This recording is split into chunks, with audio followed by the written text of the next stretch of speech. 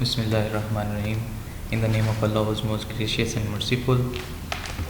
My name is Asad Abbas, graduate in Information Technology.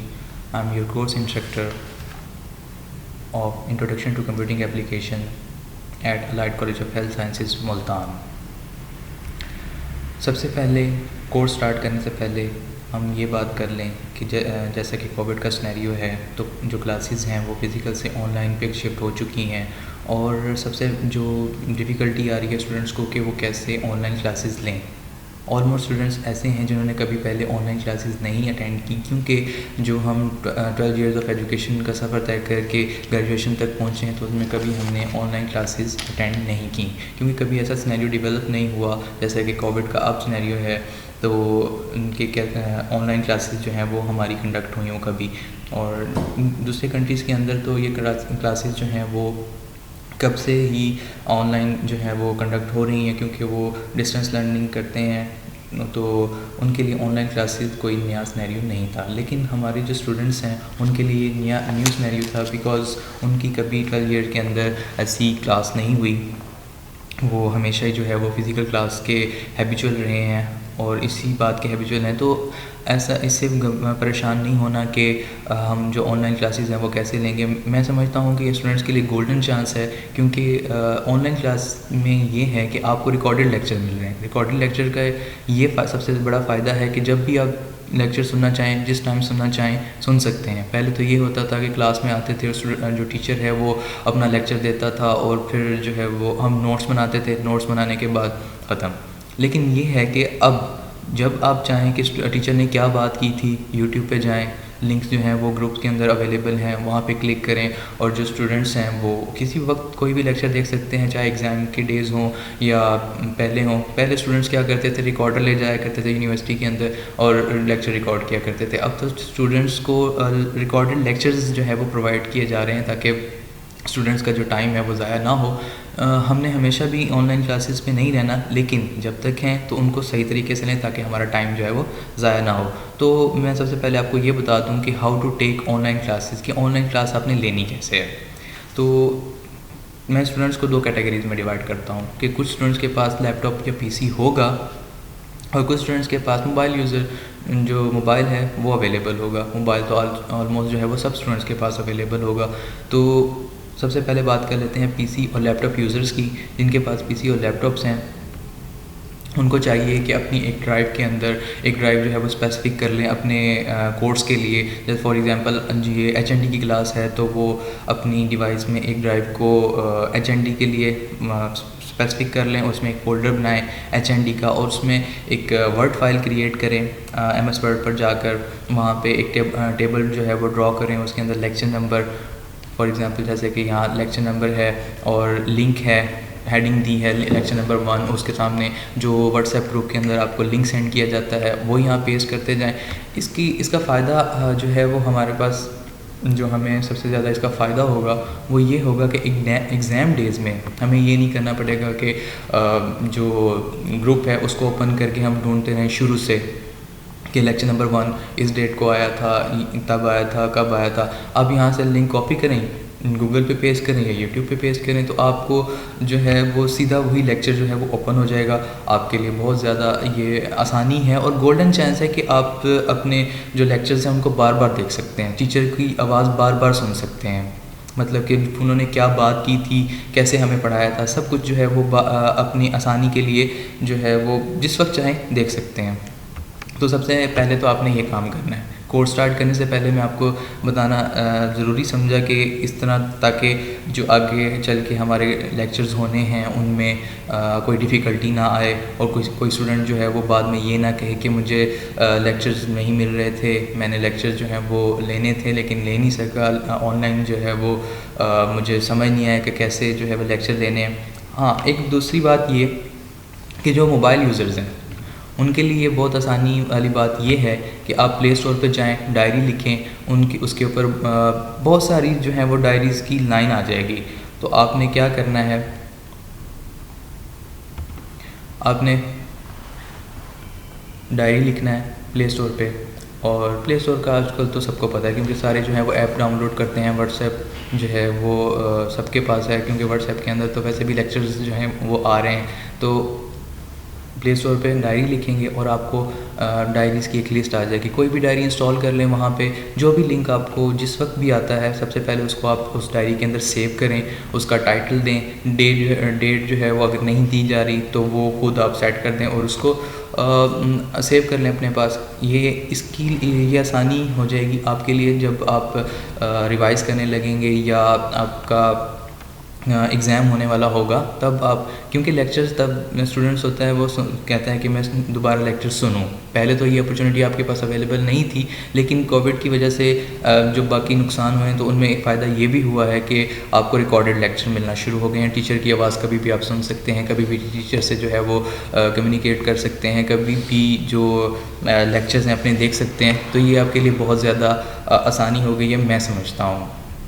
बाकी अपना time maintain करें, जिस टाइम लेक्चर लेने हैं, सारे सुनने हैं और उसके बाद नोट्स बनाने। पहले तो ये था कि टीचर जो है वो बोलता जाता था और आप कहते थे कि नोट्स बनाते वक्त जो है वो कभी मिस भी हो जाता था, लेकिन अब ये है कि आप पॉज करके कभी भी कोई भी जो है वो लाइन नोट कर सकते हैं। तो ये आपके लिए ज़्यादा बेनिफिट है।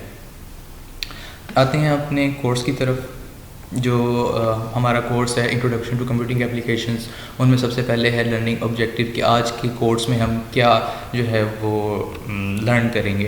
तो सबसे पहले हम क्योंकि कंप्यूटर की क्लास है, इंट्रोडक्शन जो है वो कंप्यूटर का सबको है, लेकिन क्या है कि कुछ स्टूडेंट्स ऐसे होते हैं जिनके पास कॉन्सेप्ट जो होते हैं, कॉन्सेप्ट तो सबके पास हैं, लेकिन क्या है कि मिसकॉन्सेप्शन भी होती है। तो उसी को क्लियर करने के लिए सबसे पहले हम करते हैं कि व्हाट इज़ कंप्यूटर, कि कंप्यूटर क्या है, फिर उसकी हिस्ट्री के बारे में थोड़ा सा जो है वो ब्रीफ करेंगे, फिर उसके कंपोनेंट्स, करैक्टरिस्टिक्स क्या हैं कंप्यूटर के, और कंप्यूटर क्या फंक्शंस जो है वो परफॉर्म करता है। क्योंकि हम कंप्यूटर को यूज़ तो करते हैं, लेकिन हमें फुल फंक्शनैलिटी का नहीं पता, हमें फुल उसकी करैक्टरिस्टिक्स का नहीं पता, हमें कंपोनेंट्स का नहीं पता, लेकिन यूज़ हम करते हैं। और हिस्ट्री जो है वो वैसे भी बोरिंग लगती है सबको, हिस्ट्री जो है वो कोई पढ़ता नहीं है, लेकिन क्या है कि कंप्यूटर की हिस्ट्री हम जानेंगे तो हमें पता लगेगा कि कैसे कंप्यूटर जो है हमारे पास पहुंचा है, किन हालतों से गुजर के पहुंचा है, किस सिचुएशंस में जो कंप्यूटर है वो बिल्ड हुआ था, उसको बनाया गया था, किस काम के लिए बनाया गया था। तो आई जो है वो हम स्टार्ट करते हैं अपनी क्लास। सबसे पहले कि व्हाट इज़ कंप्यूटर, कंप्यूटर क्या है।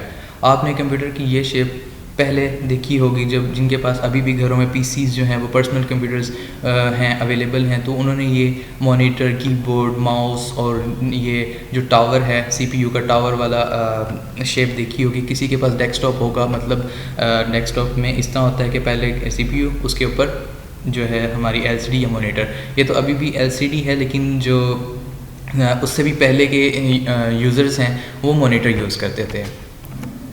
सबसे पहले कि हमारे पास कंप्यूटर है क्या। Computer device for processing, storing and displaying information. In courses के अंदर जो कंप्यूटर से रिलेटेड कोर्सेज़ होते हैं उनमें आप दो वर्ड बार बार सुनेंगे, एक इंफॉर्मेशन और दूसरा डाटा। कि इंफॉर्मेशन और डाटा का जो लफ्ज़ है वो बार बार आपके सामने आएगा।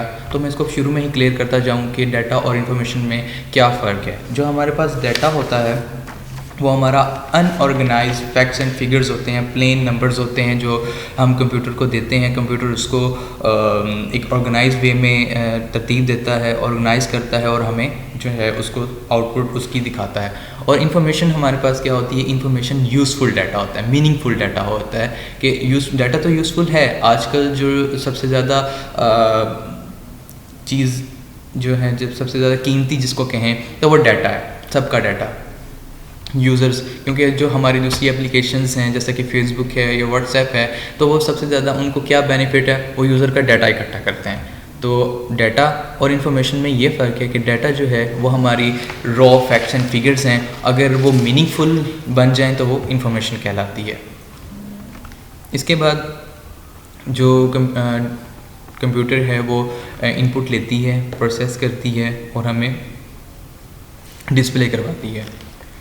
सेकेंड इसकी जो डेफिनेशन है, फर्स्ट तो जो डेफिनेशन आपको बताई कि कंप्यूटर डिवाइस जो है वो प्रोसेस करती है, स्टोर करती है और डिस्प्ले करती है इंफॉर्मेशन।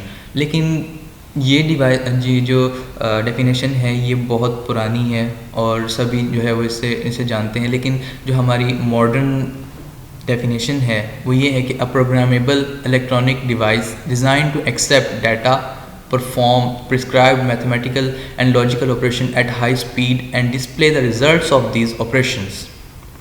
हम इसको कंप्यूटर को प्रोग्रामेबल इलेक्ट्रॉनिक डिवाइस क्यों कह रहे हैं? क्योंकि हम इसके अंदर प्रोग्राम करते हैं, मतलब कि ये कि हम इसके प्रोग्राम जो है वो चेंज भी कर सकते हैं। फॉर एग्जांपल हम मेरे पास जो है अगर लैपटॉप है तो मैं उसके अंदर सबसे पहले विंडो 8 करता हूँ। मैं कहता हूँ नहीं, अब अपडेटेड वर्जन आ गया है विंडोज़ का। विंडोज़ एक सॉफ्टवेयर है जो कंप्यूटर चलाने के लिए हमारा हेल्पफुल जो है कंप्यूटर चलाने में हेल्प करता है। हमारा सिस्टम सॉफ्टवेयर है जिसके बारे में हम आगे चल के पढ़ेंगे। तो मैं अपडेटेड वर्जन करता हूँ तो हम उसको रीप्रोग्राम करते हैं, मतलब जो सिस्टम है हमारा उसका हमने सॉफ्टवेयर चेंज कर दिया है। जो हमारे पास और कंप्यूटर क्या करता है? Accept data, perform prescribed mathematical and logical operations. Mathematical और लॉजिकल ऑपरेशंस जो हैं कंप्यूटर परफॉर्म करता है। आगे चल के क्लासेस में जो लॉजिकल ऑपरेशंस हैं और मैथमेटिकल ऑपरेशंस हैं वो हम डिटेल में पढ़ेंगे। सबसे पहले जो लॉजिकल ऑपरेशन, अगर कोई फ़िज़िक्स को सही तरीके से जानता है तो उसको आइडिया होगा एंड गेट का, और गेट का, नॉर गेट का। जो गेट्स हैं उन्हीं को हम उसी तरह की लॉजिक्स हम कंप्यूटर प्रोग्रामिंग में यूज़ करते हैं और उसी से हम सॉफ्टवेयर बनाते हैं प्रोग्रामिंग से, और वही सॉफ्टवेयर जो है वो कंप्यूटर चलाने के लिए यूज़ होता है। हाँ, हाई स्पीड का लफ्ज़ इसलिए यूज़ किया गया है क्योंकि कंप्यूटर एक इंसान से हाई स्पीड में वो जो ऑपरेशंस हैं वो परफॉर्म करता है और डिस्प्ले करवाता है। हमारे पास जो कंप्यूटर है हम उसको इनपुट देंगे कीबोर्ड के ज़रिए, माउस के ज़रिए और सीडी रोम के ज़रिए। जो यूएसबी है जिसको यूनिवर्सल सीरियल बस भी कहा जाता है, आम लफ्ज़ में उसको फ्लैश कहते हैं, तो उसके ज़रिए हम उसको इनपुट देते हैं और आउटपुट जो है हमें मॉनिटर पे एलसीडी के ऊपर जो भी स्क्रीन है उसके ऊपर हमें नज़र आती है। दूसरा आउटपुट हमारे पास अगर हमने कोई प्रिंट निकालना है तो उसकी आउटपुट जो है वो प्रिंट की सूरत में हमारे पास आ जाती है। अब बात यह है कि हमारे पास कंप्यूटर आया कैसे कंप्यूटर, क्योंकि ख़ुद तो बन नहीं गया, एक डिवाइस है, मैन मेड है, इंसान की बनी हुई है, तो वो किसी न किसी तरह स्टार्ट हुई होगी। जो कंप्यूटर है वो सबसे पहले कंप्यूटिंग के लिए ही इस्तेमाल किया गया था, मतलब जो कंप्यूटर लफ्ज़ है वो कंप्यूटिंग से निकलता है, मतलब कैलकुलेशंस, न्यूमेरिकल्स कैलकुलेशन के लिए हमारे पास कंप्यूटर जो है वो यूज़ किया गया था। सबसे सिंपल जो कंप्यूटर है वो हमारा कैलकुलेटर है जो 2 + 2 को 4 करके दिखाता है। उसके बाद जो हमारे मॉडर्न कंप्यूटर्स हैं उसकी बुनियाद कैसे आई? एक ब्रिटिश मैथमेटिशियन था चार्ल्स बैबेज, उसको जो मॉडर्न कंप्यूटर्स हैं 19वीं सेंचुरी में उसने एक एनालिटिकल इंजन बनाया था जो बुनियाद था आजकल के मॉडर्न कंप्यूटर्स की। ठीक हो गया। चार्ल्स बैबेज ब्रिटिश मैथमेटिशियन जिसने analytical engine, first mechanical computer बनाया था, लेकिन उसने ये जो एनालिटिकल इंजन बनाया था ये कार्स के लिए था। अब ये आप सोचेंगे कि कार्स का कंप्यूटर से क्या ताल्लुक़?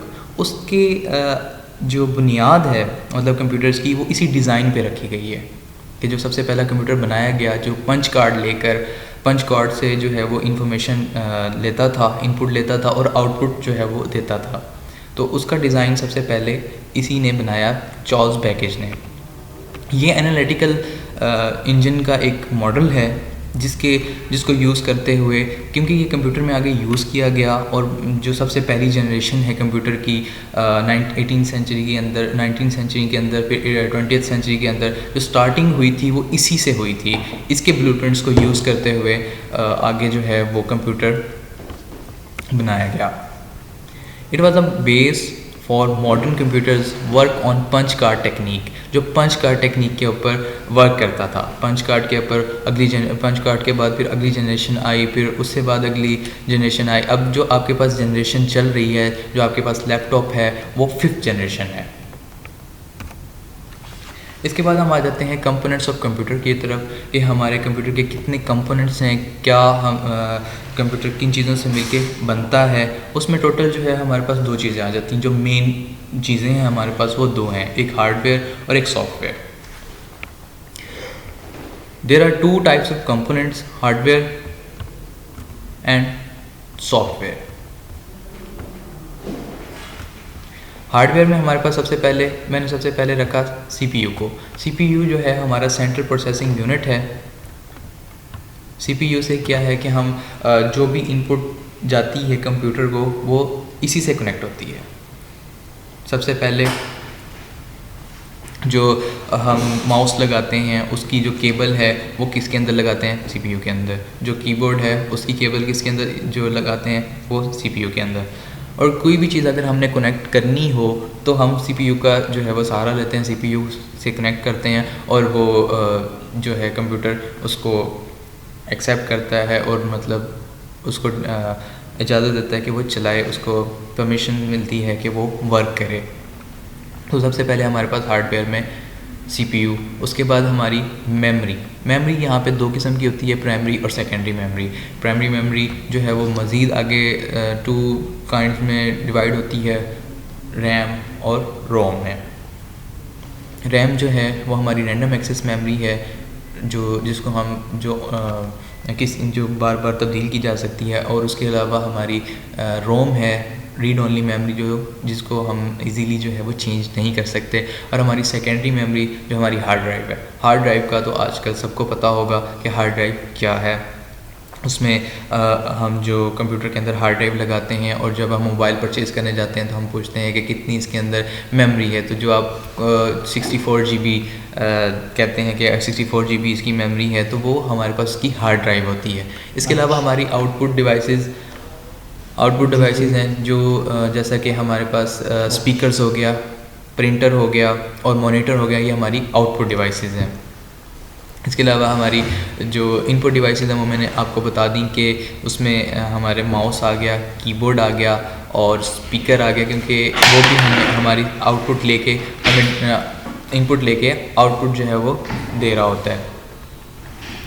स्पीकर्स जो हैं वो हमें आउटपुट देते हैं, माइक उसके साथ कनेक्टेड होता है, इसलिए मैंने उसको स्पीकर्स बोला, क्योंकि वो माइक जो है वो कनेक्टेड होता है, वो इनपुट लेता है, उसके बाद आउटपुट उसको मिलती है, हमें जो यूज़र होता है उसको आउटपुट मिलती है। उसके अलावा हमारे जो दूसरा कंपोनेंट है वो सॉफ्टवेयर है। इसमें एप्लीकेशन सॉफ्टवेयर भी आ जाते हैं और सिस्टम सॉफ्टवेयर भी आ जाता है। सबसे पहले बात कर लेते हैं सिस्टम सॉफ्टवेयर की। सिस्टम सॉफ्टवेयर के अंदर हमारी जो विंडोज़ हैं, और अगर किसी ने मैक बुक यूज़ की हो तो उसके अंदर जो मैक ऑपरेटिंग सिस्टम है वो हमारी क्या है, सिस्टम सॉफ्टवेयर है, जो हमारे सिस्टम को रन करने के लिए यूज़ होते हैं। इसके अलावा एप्लीकेशन सॉफ्टवेयर वो सॉफ्टवेयर हैं जो यूज़र यूज़ करते हैं। फॉर एग्ज़ाम्पल अभी जो है वो पावर पॉइंट यूज़ कर रहा हूँ मैं, ये हमारी रियल टाइम एग्ज़ाम्पल है, क्योंकि जो रियल टाइम एग्ज़ाम्पल्स होती हैं वही अगर दी जाएँ तो समझ आता है।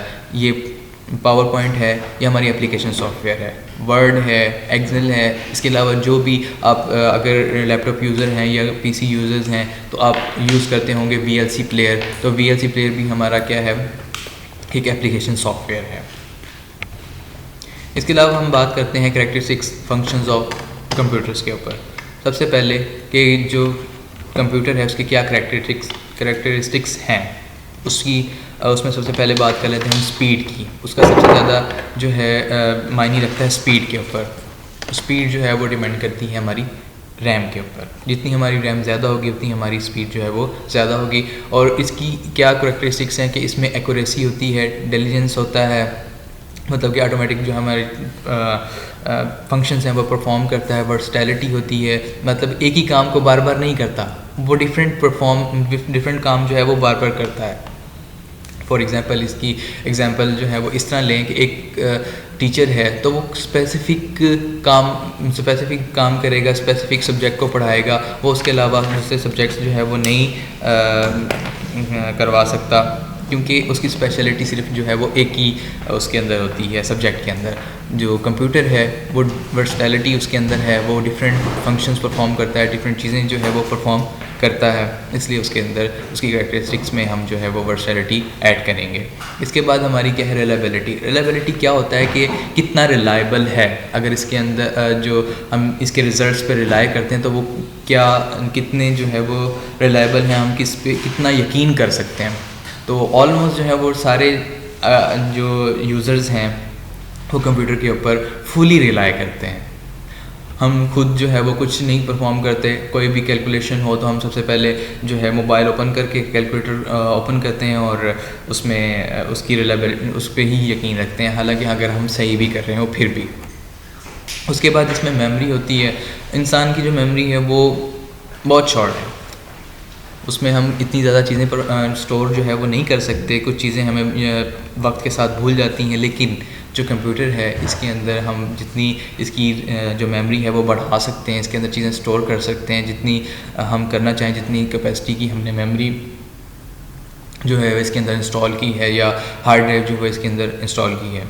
इसके अलावा ऑटोमेशन जो है, क्योंकि आजकल जो दौर है वो आर्टिफिशियल इंटेलिजेंस का है, इसके बारे में भी हम जो नेक्स्ट लेक्चर्स हैं, आने वाले लेक्चर्स हैं उनमें पढ़ेंगे उसका इंट्रोडक्शन कि आर्टिफिशियल इंटेलिजेंस क्या है। ऑटोमेशन ये कि ऑटोमेटिकली परफॉर्म करता है। फॉर एग्जांपल इसकी एग्जांपल जो है वो इस तरह आप लें कि आपकी अपडेट जो आती है मोबाइल के अंदर हो या विंडोज़ की अपडेट आती है कि सॉफ्टवेयर जो है वो आप अपडेट कर लें, उसमें ऑटोमेशन ऑटोमेटिकली वो आपको देता है टाइम कि इतने टाइम के बाद जो है आपकी अपडेट आप अपडेट कर लें, नोटिफिकेशन आता है इतने टाइम तक अपडेट कर लें, वरना खुद ही जो है वो ऑटोमेटिकली अपडेट हो जाएगा कंप्यूटर। तो ये कुछ करैक्टरिस्टिक्स हैं कंप्यूटर के जो हर कंप्यूटर के अंदर होते हैं। अगर इनमें से कुछ भी कम हो तो वो कंप्यूटर जो है हमारे लिए रिलायबल नहीं होता। और कंप्यूटर हमारे पास क्या क्या फंक्शंस परफॉर्म करता है उस पर आ जाते हैं। सबसे पहले क्या फ़ंक्शन परफॉर्म करता है कि हमसे इनपुट लेता है, उसको प्रोसेस करता है प्रोसेसिंग यूनिट के अंदर, जिसको सीपीयू कहते हैं। आजकल हम लैपटॉप यूज़ करते हैं तो उसका सीपीयू जो है वो लैपटॉप के अंदर ही होता है, जो टेबल पे पड़ा है या जो हमने किसी भी जगह जो रख के इसको यूज़ करते हैं। तो इसके लिए आसानी ये की गई कि इसी के अंदर एम्बेड किया गया सीपीयू को, और उसके बाद हमें आउटपुट दिखा देता है, डिस्प्ले करवा देता है। अगर हमने कोई चीज़ प्रिंट करनी है तो प्रिंट जो आउटपुट निकलता है वो भी हमारा क्या है, आउटपुट है। इसके अलावा स्टोर कर सकते हैं हम चीज़ों को, क्योंकि कोई भी फंक्शन परफॉर्म करता है कंप्यूटर तो वो अपनी मेमोरी में स्टोर करता है। फॉर एग्ज़ाम्पल इसकी एग्ज़ाम्पल ये ले लें कि जैसे अब किसी चीज़ को आप कॉपी करते हैं कंप्यूटर के अंदर, तो वो आप किसी जगह पेस्ट करने के बाद आप दोबारा ऑप्शन ओपन करेंगे तो वो फिर भी ऑप्शन देगा कि आप इसको दोबारा पेस्ट कर सकते हैं, मतलब कि वो अपनी मेमोरी में स्टोर कर देता है उतने टाइम के लिए। और इसकी एग्जांपल मोबाइल के अंदर हम इस तरह लेंगे कि आपकी कोई भी मैसेज है वो कॉपी करते हैं तो वो कॉपीड ही रहता है। हाँ, ये है कि कुछ लिमिट्स होती हैं कि इससे ज़्यादा हम स्टोर नहीं कर सकते, इससे ज़्यादा हम जो है इतने टाइम के बाद हम ये रिमूव कर देंगे। तो ये स्टोरिंग जो है वो भी इसका फंक्शन है। इसके अलावा कंट्रोलिंग, जो लैपटॉप हो गया या आपका कंप्यूटर पीसी हो गया, तो वो डिवाइसेस और फंक्शंस को कंट्रोल भी करता है। मतलब कि जो इसके साथ डिवाइसेस कनेक्टेड हैं, फॉर एग्जांपल इसके साथ अगर लैपटॉप कनेक्टेड है तो लैपटॉप के साथ अगर प्रिंटर कनेक्टेड है तो वो प्रिंटर को कंट्रोल भी करेगा। मतलब जितनी कमांड दी जाएगी उतनी ही आगे सेंड करेगा, उसको वो कंट्रोल करेगा। ये नहीं कि जितने भी पेजेस उसके अंदर हैं वो सारे के सारे वो प्रिंट आउट कर दे या प्रिंट निकाल दे। इसके बाद जो है हमारा लेक्चर, क्योंकि इंट्रोडक्शन था सब्जेक्ट का कि क्या पढ़ेंगे, कैसे जो है वो कंप्यूटर जो हमारे पास पहुंचा है, इंट्रोडक्शन था। तो उसके जो लेक्चर है वो मैं आप यहीं एंड करता हूँ। और एनी क्वेश्चंस अबाउट दिस, आप कोई भी क्वेश्चन जो है वो इसके पहले कर सकते हैं ग्रुप के अंदर, क्यों ताकि जब आप एक बंदा क्वेश्चन करता है तो वो सभी जो है उसको देखते हैं। अगर कोई बंदा इंडिविजुअल क्वेश्चन करता है तो वो सिर्फ उसी को फ़ायदा होगा, अगर वो ग्रुप के अंदर क्वेश्चन कर लेता है तो वो सबके लिए फ़ायदेमंद होगा, क्योंकि जब आंसर दिया जाएगा तो ग्रुप के अंदर दिया जाएगा और सभी जो है वो इसको देख सकेंगे। कोई भी आपके क्वेश्चन हो इसके मुतालिक तो आप एनी टाइम जो है वो कर सकते हैं। Thank you.